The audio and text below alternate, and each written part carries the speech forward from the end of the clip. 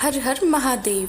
सावन का पावन महीना महादेव को अत्यंत प्रिय माना जाता है। कहते हैं सावन के सोमवार को सच्चे मन से भगवान शिव का स्मरण और व्रत करने से भोलेनाथ अपने भक्तों की हर मनोकामना पूर्ण करते हैं। तो आइए बिना देर किए श्रद्धा और विश्वास के साथ सुनते हैं सावन सोमवार व्रत की कथा।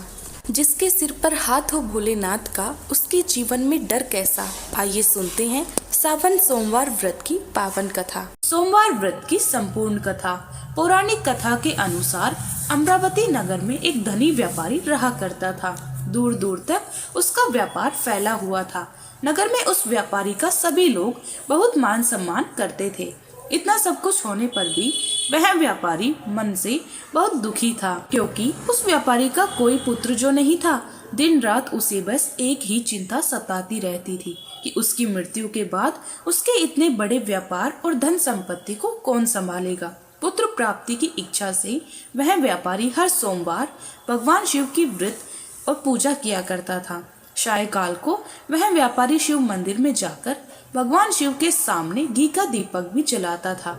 उस व्यापारी की भक्ति देखकर एक दिन देवी पार्वती ने भगवान शिव से कहा, हे प्रभु, यह व्यापारी आपका सच्चा भक्त है। कितने दिनों से यह सोमवार का व्रत और पूजा नियमित कर रहा है। भगवान, आप इस व्यापारी की मनोकामना अवश्य पूर्ण करें। तब भगवान शिव ने मुस्कुराते हुए कहा, हे पार्वती, इस संसार में सबको उसके कर्म के अनुसार फल की प्राप्ति होती है। प्राणी जैसा कर्म करते हैं उन्हें वैसा ही फल मिलता है। इसके बाद भी देवी पार्वती नहीं मानी। उन्होंने बार बार आग्रह करते हुए कहा, हे महादेव, हे प्रभु, आपको इस व्यापारी की इच्छा पूर्ण करनी ही पड़ेगी। यह आपका अनन्य भक्त है। हर सोमवार आपका विधिवत व्रत रखता है और पूजा अर्चना के बाद आपको भोग लगाकर एक समय ही भोजन भी ग्रहण करता है। आपको इसे पुत्र प्राप्ति का वरदान तो देना ही हो। प्रभु, देवी पार्वती का इतना आग्रह देखकर भगवान शिव ने कहा, देवी, तुम्हारे आग्रह पर मैं इस व्यापारी को पुत्र प्राप्ति का वरदान देता हूँ, लेकिन इसका पुत्र 16 वर्ष से अधिक जीवित नहीं रहेगा। उसी रात भगवान शिव ने स्वप्न में उस व्यापारी को दर्शन देकर उसे पुत्र प्राप्ति का वरदान दिया और उसके पुत्र के 16 वर्ष तक जीवित रहने की बात भी बताई। भगवान के वरदान से उस व्यापारी को खुशी तो हुई, लेकिन पुत्र की अल्पायु की चिंता ने उस खुशी को नष्ट कर दिया। व्यापारी अब भी पहले की तरह सोमवार का विधिवत व्रत करता रहा। कुछ महीने पश्चात उसके घर एक बहुत ही सुंदर पुत्र उत्पन्न हुआ। पुत्र जन्म से व्यापारी के घर में खुशियां भर गई। बहुत धूमधाम से पुत्र जन्म का समारोह मनाया गया। व्यापारी को पुत्र जन्म की अधिक खुशी नहीं हुई, क्योंकि उसे पुत्र की अल्पायु के रहस्य का पता था, लेकिन यह रहस्य घर में किसी और को मालूम नहीं था। विद्वान ब्राह्मणों ने उस पुत्र का नाम अमर रखा। जब अमर 12 वर्ष का हुआ तो शिक्षा के लिए उसे वाराणसी भेजने का निश्चय किया गया। व्यापारी ने अमर के मामा दीपज को बुलाया और कहा कि अमर को शिक्षा प्राप्त करने के लिए वाराणसी छोड़कर आओ। अमर अब अपने मामा के साथ शिक्षा प्राप्त करने के लिए चल दिए। रास्ते में जहाँ भी अमर और दीपचंद रात्रि विश्राम के लिए ठहरते, वहीं यज्ञ करते और ब्राह्मणों को भोजन भी कराते थे। लंबी यात्रा के बाद अमर और दीपचंद एक नगर में पहुँचे। उस नगर के राजा की कन्या के विवाह की खुशी में पूरे नगर को सजाया गया था। निश्चित समय पर बारात आ गई, लेकिन वर का पिता अपने बेटे के एक आंख से काना होने के कारण बहुत चिंतित था। उसे इस बात का भय सता रहा था कि राजा को इस बात का पता चलने पर कहीं वह विवाह से इनकार ना कर दे, इससे उसकी बदनामी होगी। वर के पिता ने अमर को देखा तो उसके मस्तिष्क में एक विचार आया। उसने सोचा, क्यों ना इस लड़के को दुल्हा बनाकर राजकुमारी से विवाह करा दूं। विवाह के बाद इसको धन देकर विदा कर दूंगा और राजकुमारी को अपने नगर में ले आऊंगा। वर के पिता ने इस संबंध में अमर और दीपज से बात की।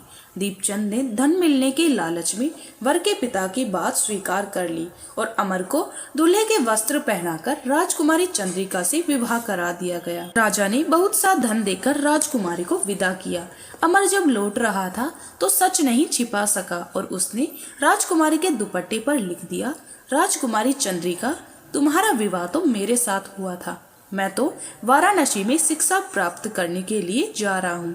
अब तुम्हें जिस नव युवक की पत्नी बनना पड़ेगा वह कान्हा है। जब राजकुमारी ने अपने दुपट्टे पर लिखा हुआ पढ़ा तो उसके कान लड़के के साथ जाने से इनकार कर दिया। राजा ने सब बातें जानकर राजकुमारी को महल में रख लिया। उधर अमर अपने मामा दीपचंद के साथ वाराणसी पहुँच गया। अमर ने गुरुकुल में पढ़ना प्रारंभ कर दिया। जब अमर की आयु 16 वर्ष की हुई तो उसने एक यज्ञ किया। यज्ञ की समाप्ति पर ब्राह्मणों को भोजन कराया और खूब अन्न वस्त्र दान किए। रात को अमर अपने शयन कक्ष में सो गया। शिवजी के वरदान के अनुसार शयनावस्था में ही अमर के प्राण पखेरु उड़ गए। सूर्य उदय पर मामा अमर को मृत देखकर रोने पीटने लगा। आसपास के लोग भी एकत्र होकर दुख प्रकट करने लगे। मामा के रोने विलाप करके स्वर समीप से गुजरते हुए भगवान शिव और माता पार्वती ने भी सुने। तब माता पार्वती ने भगवान से कहा, प्राणनाथ, मुझसे इसके रोने का स्वर सहन नहीं हो रहा। आप इस व्यक्ति के कष्ट को अवश्य दूर कीजिए। भगवान शिव ने देवी पार्वती के साथ अदृश्य रूप में जाकर अमर को देखा तो पार्वती जी से बोले, देवी, यह तो उसकी व्यापारी का पुत्र है जिसे मैंने 16 वर्ष की आयु का वरदान दिया था। आज इसकी आयु तो पूरी हो गई। देवी पार्वती ने फिर भगवान शिव से निवेदन किया, हे प्राणनाथ, आप इस लड़के को जीवित कर दीजिए, नहीं तो इस लड़के के माता पिता पुत्र की मृत्यु के कारण रो रो कर अपने प्राणों का त्याग कर देंगे। इस लड़के का पिता तो आपका परम भक्त है, वर्षों से सोमवार का व्रत करते हुए आपको भोग लगा रहा है। माता पार्वती के बार बार आग्रह करने पर भगवान शिव ने उस लड़के को जीवित होने का वरदान दे दिया और कुछ ही क्षणों में वह जीवित होकर उठ बैठा। फिर शिक्षा समाप्त करके अमर मामा के साथ अपने नगर की ओर चल दिया। दोनों चलते हुए उसी नगर में पहुँचे जहाँ अमर का विवाह हुआ था। उस नगर में भी अमर के यज्ञ का आयोजन किया। समीप से गुजरते हुए नगर के राजा ने यज्ञ का आयोजन देखा। तब राजा ने अमर को तुरंत पहचान लिया। यज्ञ समाप्त होने पर राजा अमर और उसके मामा को महल में ले गया और कुछ दिन उन्हें महल में रखकर बहुत सारा धन वस्त्र देकर राजकुमारी के साथ विदा कर दिया। रास्ते में सुरक्षा के लिए राजा ने बहुत से सैनिकों को भी साथ भेजा। दीपचंद ने नगर में पहुंचते ही एक दूत को घर भेजकर अपने आने की सूचना भेजी। अपने बेटे अमर के जीवित वापस लौटने की सूचना से व्यापारी बहुत प्रसन्न हुआ। व्यापारी ने अपनी पत्नी के साथ स्वयं को एक कमरे में बंद कर रखा था। भूखे प्यासे रहकर व्यापारी और उसकी पत्नी बेटे की प्रतीक्षा कर रहे थे। उन्होंने प्रतीक्षा कर रखी थी कि यदि उन्हें अपने बेटे की मृत्यु का समाचार मिला तो वे दोनों भी अपने प्राण त्याग देंगे। व्यापारी अपनी पत्नी और मित्रों के साथ नगर के द्वार पर पहुंच गया। अपने बेटे की विवाह का समाचार सुनकर पुत्र वधू द्वारा चंद्रिका को देखकर उसकी खुशी का ठिकाना नहीं रहा। उसी रात भगवान शिव ने व्यापारी के स्वप्न में आकर कहा, हे श्रेष्ठी, मैंने तेरे सोमवार के व्रत करने और व्रत कथा सुनने से प्रसन्न होकर तेरे पुत्र को लंबी आयु प्रदान की है। यह सुनकर व्यापारी बहुत प्रसन्न हुआ। सोमवार का व्रत करने से व्यापारी के घर में खुशियां लौट आई। शास्त्रों में लिखा है कि जो भी स्त्री और पुरुष सोमवार का विधिवत व्रत करते हैं और व्रत कथा सुनते हैं, उनकी सभी इच्छाएं महादेव जी की कृपा से पूरी हो जाती है। एक समय श्री महादेव जी देवी पार्वती जी के साथ भ्रमण करते हुए मृत्यु लोक में अमरावती नगरी में आए। वहाँ के राजा ने शिव जी का एक भव्य मंदिर बनवाया था जो कि अत्यंत सुंदर रमणीक था, मन को शांति देने वाला था। भ्रमण करते समय भगवान शिव और देवी पार्वती जी वहां ठहर गए। पार्वती जी ने कहा, हे नाथ, आइए आज इसी स्थान पर चौसर पासे खेले। खेल प्रारंभ हुआ। शिव जी कहने लगे, मैं जीतूंगा। इस प्रकार उनकी आपस में वार्तालाप होने लगी। उस समय पुजारी जी पूजा करने आए। पार्वती जी ने पुजारी से कहा, पुजारी जी बताइए जीत किसकी होगी। पुजारी ने कहा, इस खेल में तो महादेव जी के समान कोई दूसरा पारंगत नहीं हो सकता, इसलिए महादेव जी ही यह बाजी जीतेंगे। परंतु हुआ उल्टा, जीत पार्वती जी की हुई। अतः पुजारी जी को पार्वती जी ने कोढ़ी होने का श्राप दे दिया कि तुम्हें मिथ्या भाषण किया है। अब तो पुजारी को कोढ़ रोग हो गया। भगवान शिव, देवी पार्वती जी दोनों वापस चले गए। कुछ समय बाद अप्सराएं पूजा करने आई। अप्सराओं ने पुजारी जी के उसके कोढ़ी होने का कारण पूछा तो पुजारी जी ने सारी बातें बता दी। अप्सराएं कहने लगी, पुजारी जी आप 16 सोमवार का व्रत करें तो महादेव प्रसन्न होकर आपका संकट दूर करेंगे। पुजारी जी ने अप्सराओं से व्रत की विधि पूछी। अप्सराओं ने व्रत करने और उद्यापन करने की संपूर्ण विधि बता दी। पुजारी जी ने विधि पूर्वक श्रद्धा भाव से व्रत प्रारंभ किया और अंत में व्रत का उद्यापन भी किया और 16 सोमवार व्रत के प्रभाव से पुजारी जी रोग मुक्त हो गए। कुछ दिनों के बाद भगवान शंकर और देवी पार्वती जी पुनः उस मंदिर में आए तो पुजारी जी को रोग मुक्त देखकर पार्वती जी से पूछा, मेरे दिए हुए श्राप से मुक्ति पाने का तुमने कौन सा उपाय किया? पुजारी जी ने कहा, हे माता, अप्सराओं द्वारा बताए गए 16 सोमवार के व्रत का पालन करने से मेरा यह रोग दूर हुआ है। पार्वती जी ने भी 16 सोमवार का व्रत किया जिससे उनके रूठे हुए कार्तिकेय जी भी अपनी माता से प्रसन्न होकर आज्ञाकारी हुए। कार्तिकेय जी पूछा, हे माता, क्या कारण है कि मेरा मन सदैव आपके चरणों में ही लगा रहता है? पार्वती जी ने कार्तिकेय जी को 16 सोमवार के व्रत का महत्व तथा विधि बताई। तब कार्तिकेय जी ने इस व्रत को किया तो उनका पिछड़ा हुआ मित्र मिल गया। अब मित्र ने भी इस व्रत को अपने विवाह होने की इच्छा से किया। फलतः वह परदेश गया। वहाँ के राजा की कन्या का स्वयंवर था।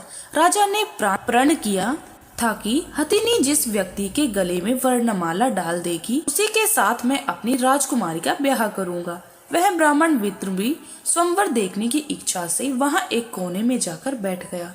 हथिनी ने उसी ब्राह्मण मित्र को माला पहनाई तो राजा ने बड़ी धूमधाम से अपनी राजकुमारी का विवाह उसके साथ कर दिया। इसके बाद दोनों सुख पूर्वक रहने लगे। एक दिन राजकुमारी ने पूछा, हे नाथ, आपने कौन सा पुण्य किया है जिससे हथिनी ने आपके गले में वरमाला पहनाई?